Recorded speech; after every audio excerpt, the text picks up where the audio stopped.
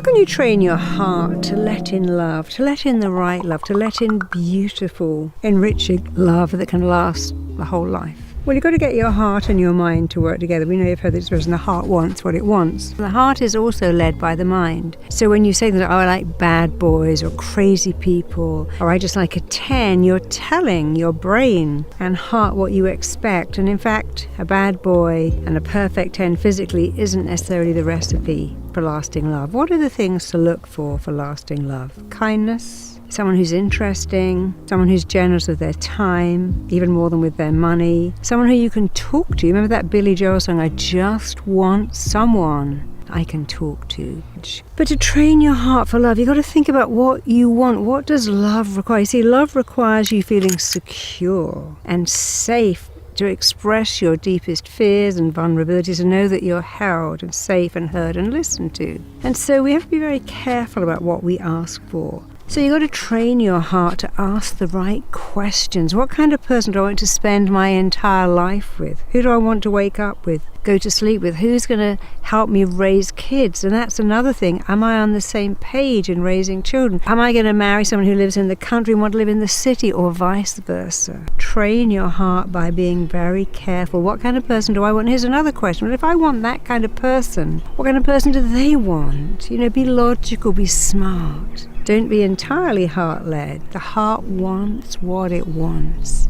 But it only knows what it wants because your brain tells it. So get your brain to tell your heart, I want someone kind, interesting, engaging. Like many people said to me, I wanted a billionaire. I've got one. I never see them. They're always on a plane. Well, how do you think billionaires become billionaires? They are driven. Business is their thing. It's their jam. They're always on a plane in a meeting. They're not going shopping with you. So be careful what you want. I want someone who's super fit and healthy. But are you super fit and healthy?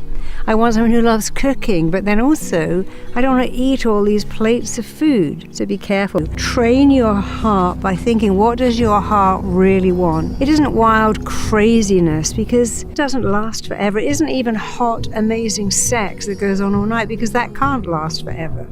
And there's no doubt hot sex is important, but it shouldn't be the most important. It shouldn't be the glue that makes you stay with them, because what a great relationship requires is this: best friend chemistry and sexual chemistry. And they often cancel each other out. Sexual chemistry is so wild, it's so crazy, it's all hot and steamy, but actually I don't really even like this person very much. Or best friend, because we're like best friends, we're doing together, but actually we don't even have sex. You need both best friend chemistry, sexual chemistry, and you must have mutual respect and then your relationship will last forever.